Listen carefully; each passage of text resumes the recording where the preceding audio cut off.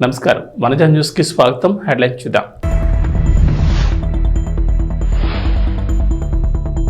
మొదటి విడతలో 1,00,000 రుణమాఫీకి నిధుల విడుదల. రెండో విడతలో 1,00,000 రుణాలు మాఫీ చేసిన సర్కార్. ఖమ్మం జిల్లా వైరా వేదికగా ఆగస్టు 15న 2 లక్షల రుణమాఫీ.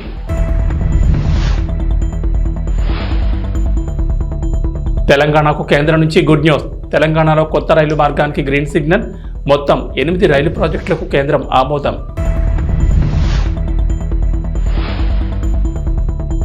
AP assembly speaker Ayyanna Patrudu కీలక వ్యాఖ్యలు. జగన్ అసెంబ్లీకి రావాలని సూచించిన అయ్యన్న పాత్రుడు ఖచ్చితంగా అవకాశం ఇస్తానని చెప్పిన అసెంబ్లీ స్పీకర్. 15 ఆగస్టు వేడుకల నిర్వహణ కోసం ప్రభుత్వ ఏర్పాట్లు. AP deputy CM Pawan Kalyan పంచాయతీలకు నిధులు పెంచుతూ నిర్ణయం. రైతాంగం ఎప్పుడెప్పుడని ఎదురుచూస్తున్న 3వ విడత రుణమాఫీపై తెలంగాణ ప్రభుత్వం తీపి కబురు చెప్పింది. ఆగస్టు 15 నాటికి 2 లక్షల వరకు రైతుల రుణమాఫీ చేస్తామని ఉప ముఖ్యమంత్రి ఆర్థిక మంత్రి మల్లు భట్టి విక్రమార్క ప్రకటించారు. ఆగస్టు 15లోగా రైతులకు రుణమాఫీ చేసి తీరుతామన్న ముఖ్యమంత్రి యనమల రేవంత్ రెడ్డి చేసిన సవాళ్లను నిరూపించుకోనున్నామని ఆయన అన్నారు. వైరా వేదికగానే 2 లక్షల వరకు రుణమాఫీ చేస్తామని ప్రకటించారు. శుక్రవారం తాను సొంత జిల్లా ఖమ్మంలో పర్యటించిన డిప్యూటీ సీఎం పలు అభివృద్ధి పనులకు శంకుస్థాపన చేశారు. వైరా మున్సిపాలిటీతో పాటు ఆయన స్వగ్రామం స్నానాల లక్ష్మీపురంలో సుమారు 100 కోట్ల విలువైన పనులు ప్రారంభించారు. ఈ సందర్భంగా ఆయన మాట్లాడుతూ స్వాతంత్ర దినోత్సవ రోజున సీతారామ పంప్ హౌజ్లను ప్రారంభిస్తామని తెలిపారు. అనంతరం వైరాలో పండగల బహిరంగ సభ నిర్వహించి ఆ వేదికపై నుంచి 2 లక్షల వరకు రుణాలను రైతుల ఖాతాల్లో నిధులు జమ చేయనున్నట్లు ఆర్థిక మంత్రి వెల్లడించారు. ఎన్నికల్లో హామీ మేరకు రైతు రుణమాఫీ పూర్తి చేస్తున్నామని పేర్కొన్నారు. రుణమాఫీపై జూలై 15న జీవో జారీ చేసి తొలి విడతగా జూలై 18న ₹1,00,000 రుణమాఫీ కోసం 6,983 కోట్లు విడుదల చేశామని తెలిపారు. రెండో విడతలో 6,190.02 కోట్లతో నెలాఖరున మళ్లీ విడుదల చేసి 1,00,000 వరకు రుణాలను మాఫీ చేశామని చెప్పారు. కేంద్రాల్లో ఈ కార్యక్రమాన్ని పాలు పంచుకొని పెద్ద పండుగలాగా జరుపుకుంటున్నటువంటి రైతాంగ సోదరులందరికీ నా హృదయపూర్వకమైనటువంటి నమస్కారాలు. ఈనాటి ఈ కార్యక్రమం భారతదేశ చరిత్రలోనే సువర్ణాక్షరాలతో లిఖించదగినటువంటి రోజు. బహుశా భారతదేశ చరిత్రలో ఏ రాష్ట్రంలో కూడా ఒకటేసారి 2 లక్షల రూపాయలు రుణమాఫీ చేసినటువంటి చరిత్ర లేదు ఈనాటి వరకు కూడా. బలమైన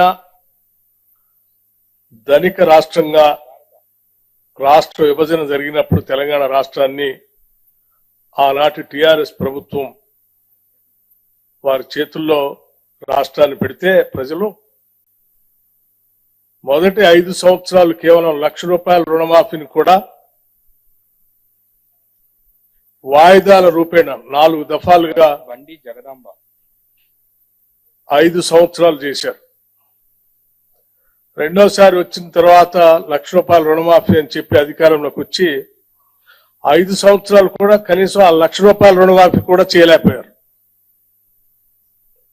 అటువంటి పరిస్థితుల్లో ఈరోజు ధనిక రాష్ట్రాన్ని అప్పుల రాష్ట్రంగా మార్చి 7 లక్షల కోట్ల రూపాయలు అప్పుగా మార్చి రకరకాలైనటువంటి ఇబ్బందులు, ఆర్థికపరమైన ఇబ్బందులు ఈ రాష్ట్రాన్ని మాకు అప్పచెప్తే అటువంటి పరిస్థితుల్లో కూడా ఆనాటి కాంగ్రెస్ ప్రభుత్వం ఎన్నికల కంటే ముందు శ్రీ రాహుల్ గాంధీ గారి నాయకత్వంలో వరంగల్లో జరిగినటువంటి సభలో ఆనాడు పిసిసి ప్రెసిడెంట్ గా రేవంత్ రెడ్డి గారు, సిఎల్పి లీడర్ గా నేను, అట్లాగే ఇప్పుడు ఉన్నటువంటి మంత్రివర్గ సహచరులందరూ యావత్తు ఆనాడు ఈ రాష్ట్ర ప్రజలకి 2 లక్షల రూపాయలు రుణమాఫీ చేస్తామని చాలా స్పష్టంగా భరోసా ఇచ్చాం. ఇచ్చిన మాట ప్రకారం ఈరోజు ఒకటేసారి 31,000 కోట్ల రూపాయలతో రుణమాఫీ చేసేటువంటి కార్యక్రమాన్ని ఈరోజు రాష్ట్ర వ్యాప్తంగా ఒకటేసారి ₹1,00,000 ఒకటేసారి ఈరోజు బ్యాంకులకి దాదాపు 6,000 కోట్ల పైబడి ఒకటేసారి రిలీజ్ చేస్తున్నటువంటి శుభ సందర్భం ఇది.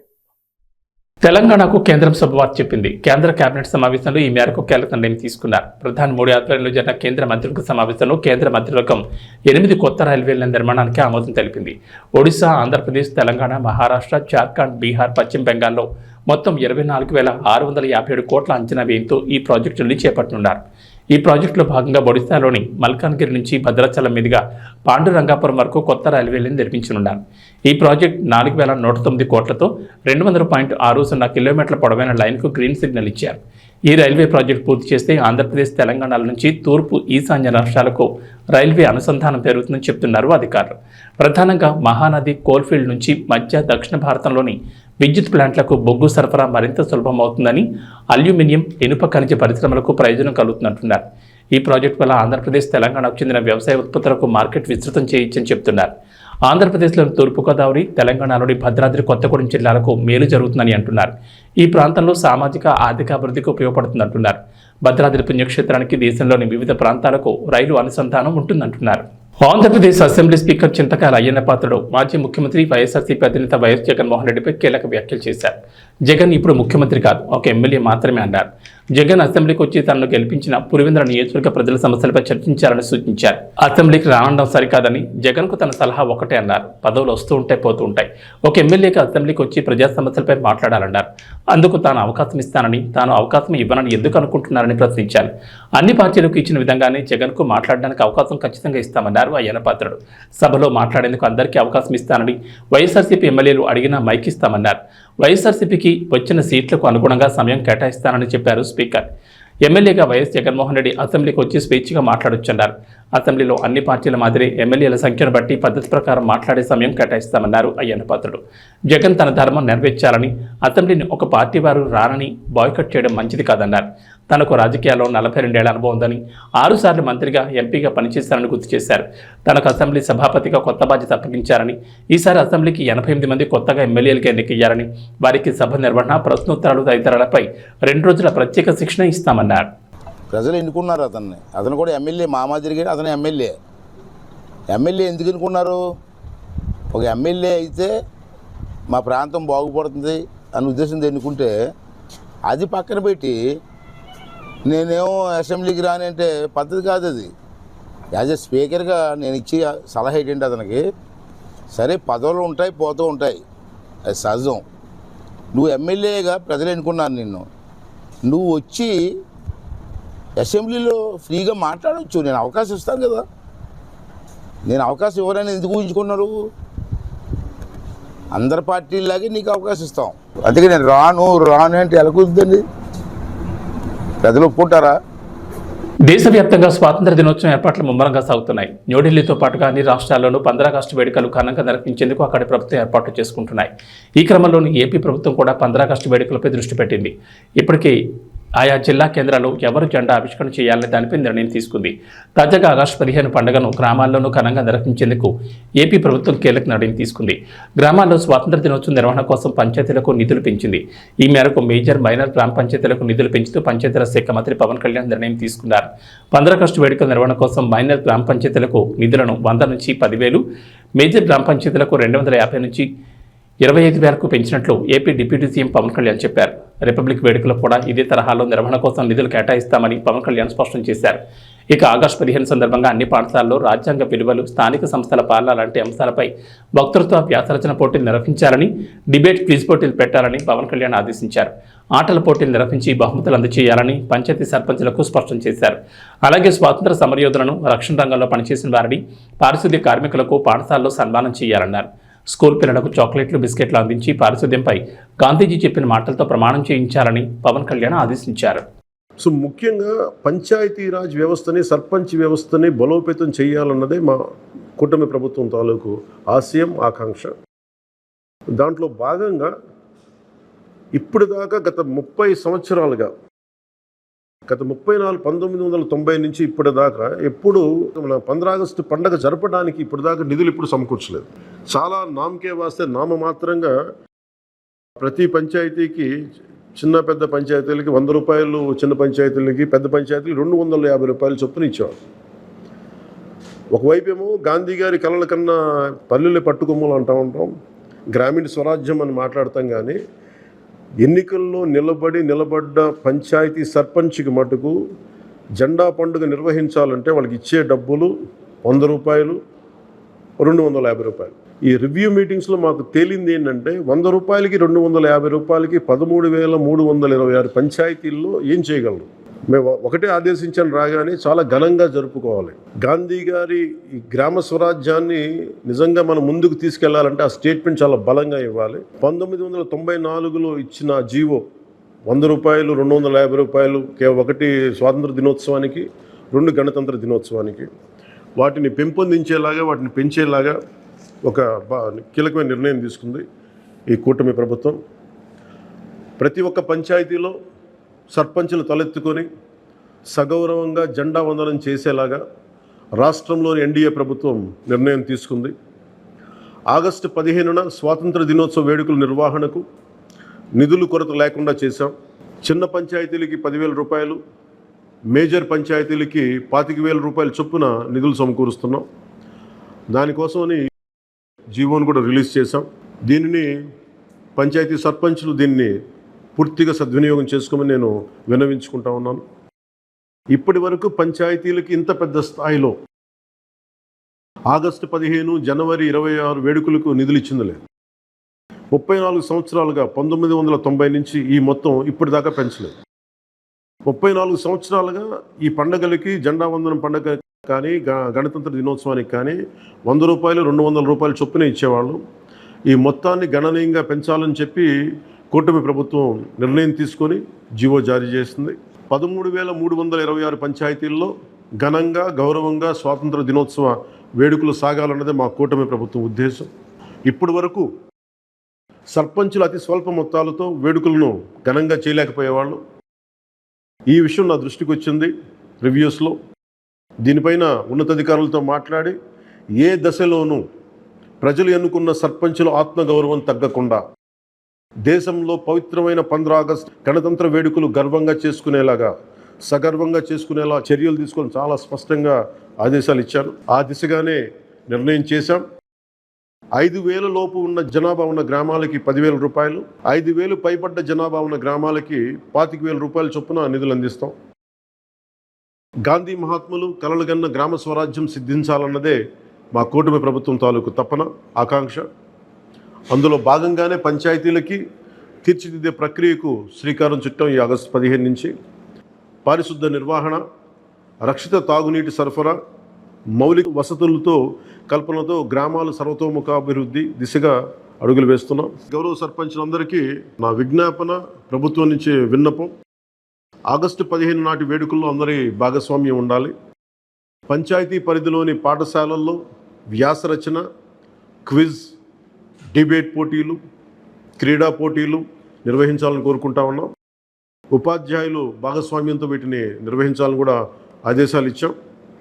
గ్రామంలో స్వాతంత్ర సమరయోధులు, రక్షణ రంగంలో పనిచేసిన వారు, ముఖ్యంగా పారిశుద్ధ్య కార్మికులకు సత్కారాలు చేయాలి.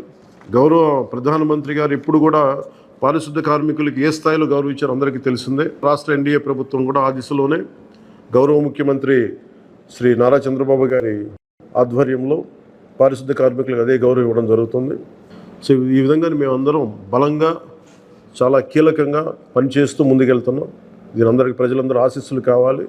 సర్పంచ్ వ్యవస్థని, పంచాయతీరాజ్ వ్యవస్థని బలోపేతం చేసే విధంగా ఈ ప్రభుత్వం ఉంటుందని మీ అందరికీ తెలియజేసుకుంటూ, ఒకే ఒక విన్నపం, ఇది పర్యావరణానికి పరిమితులకు లోబడి పర్యావరణం పరిరక్షించేలా ఈ పండుగ ఉండాలి.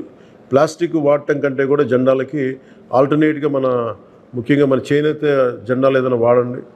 అలాగే ఇప్పుడు నేను పెట్టుకుంది కూడా పర్యావరణానికి హాని కలిగించింది. ఇది దీంట్లో సీడ్ ఉంటుంది, దీంట్లో ప్లాంట్ అని చెప్పి ఒక సంస్థ ఏదో ఉంది, వాళ్ళు ఇచ్చింది. మేము ఈ స్థాయిలో మీకు దొరికినంత దాంట్లో పర్యావరణాన్ని పరిరక్షించేలాగా ప్లాస్టిక్, మన జెండా పండుగ అని చెప్పి ప్లాస్టిక్ అంతా రోడ్ల మీద పడేస్తాం. అలా కాకుండా చాలా బాధ్యత తొందరగా జరుపుకోవాలి అని తెలియజేసుకుంటూ సెలవు తీసుకున్నాను. జై హింద్. ప్రకాశం జిల్లాలో కొత్త రైలు మార్గం పనులు వేగంగా జరుగుతున్నాయి. నడికూడు నుంచి కాళహస్తి రైల్వే నిర్మాణ పనులు పొదిలి ప్రాంతంలో మరింత ఊపందుకున్నాయి. పొదిలి ప్రాంత వాసులు ఎప్పటి నుంచి ఎదురుచూస్తున్న కళ త్వరలోనే నెరవేరిపోతోంది. దర్శి, పొదిలి, కనిగిరి మీదుగా జరిగే ఈ రైల్వే ప్రాజెక్టు పనులకు సంబంధించి బ్రిడ్జ్, రైల్వే స్టేషన్ నిర్మాణ పనులు దాదాపుగా పూర్తి కావచ్చాయి. దర్శి నుంచి కనిగిరి వరకు 3వ దశ పనులు వేగంగా జరుగుతున్నాయి.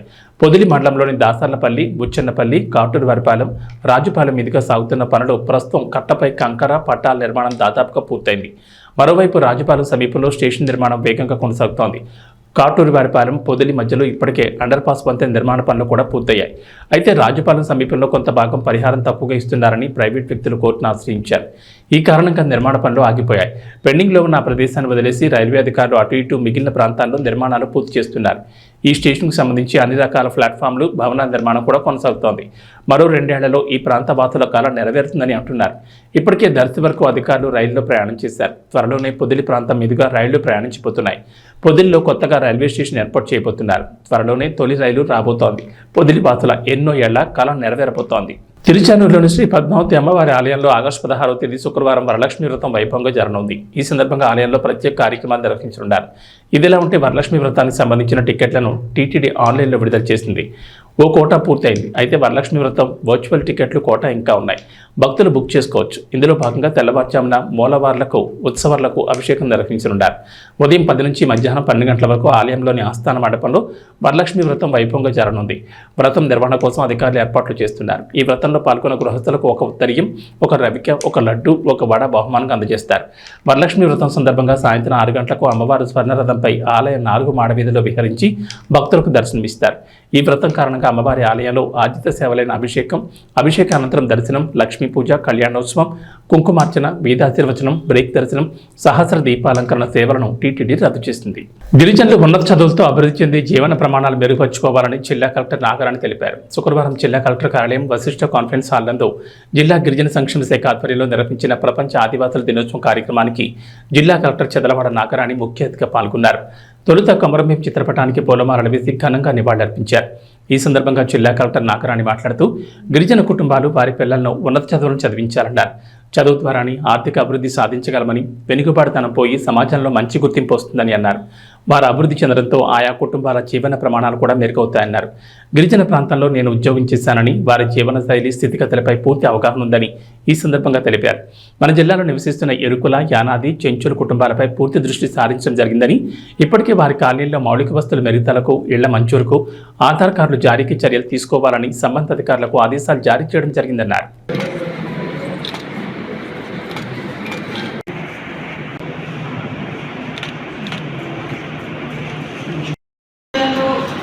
క్రైటీరియాస్ ఉన్నాయి.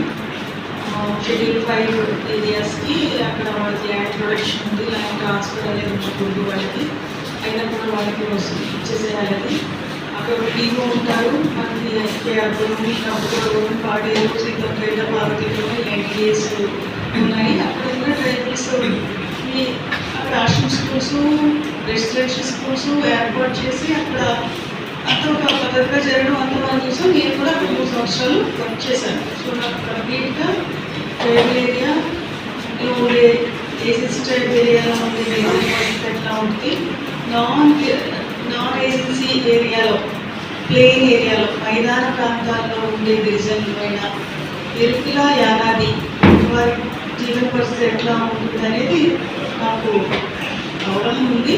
కాబట్టి ఈ జిల్లాకు వచ్చినాక నేను గత 1 నెలగా నేను చూస్తూ ఉన్నాను. అయితే దీని మీద ఆల్రెడీ నేను మన ఆఫీస్ వాళ్ళందరికీ కూడా వారి యొక్క ఎక్కడ మన జిల్లాలో ఉన్న ప్రతి colony, ST colony, Erukula, Yanadi, చెంచుకుంటే వారు ఆ 3 కాలనీస్కి సమగ్రంగా సర్వే చేయించి వారికి ఏం హౌసింగ్ కావాలి, టాయిలెట్స్ కావాలి, ఏమైనా హౌస్ ఆల్రెడీ శాంక్షన్ అయి ఉండి రిపేర్స్కి ఏం కావాలనేది సమగ్రంగా సర్వే చేయించుకుని చెప్పడం జరిగింది. అది హౌసింగ్ సంబంధించి. అలాగే ఆధార్ కూడా మనం అనుకున్నాం. అందులో ఇక్కడ ఒక 4 నెలలు మాకు ఉండాలి, లేకపోతే ఇంకో ప్లేస్కి వెళ్ళడం వల్ల కూడా వీళ్ళంతా మిస్ అయ్యే పరిస్థితి ఇప్పుడు.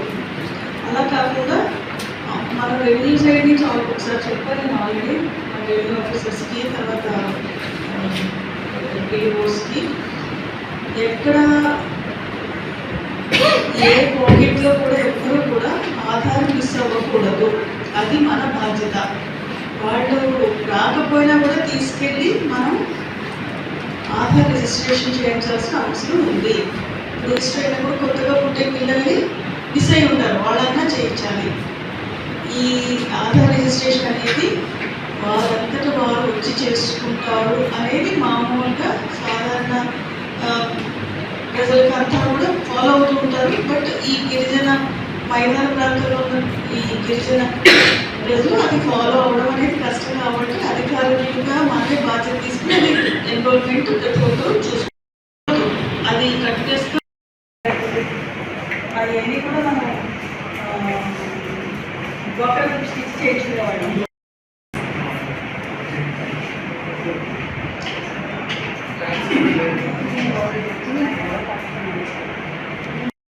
నెక్స్ట్ ఎరువుల కులాలకు చెందిన వారేమో ఉన్నాము. ఇక్కడ వేలాదులు చర్చిలు వీళ్ళు ఎక్కువగా ఉంటారండి.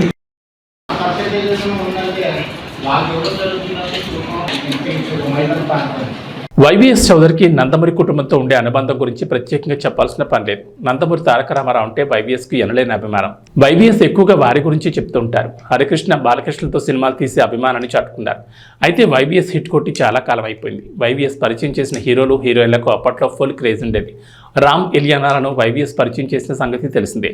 కొత్త వారితో ప్రయోగం చేయడంలో వైవిఎస్ ముందుంటారు. ఇక ఇప్పుడు కూడా వైవిఎస్ ఎన్టీఆర్ అనే బ్యానర్ మీద సినిమా నిర్మిస్తున్న సంగతి తెలిసిందే. ఈ మేరకు నిర్వహించిన ఓ ప్రెస్ మీట్లో వైవిఎస్ మాట్లాడిన మాటలు ఇప్పుడు వైరల్ అవుతున్నాయి.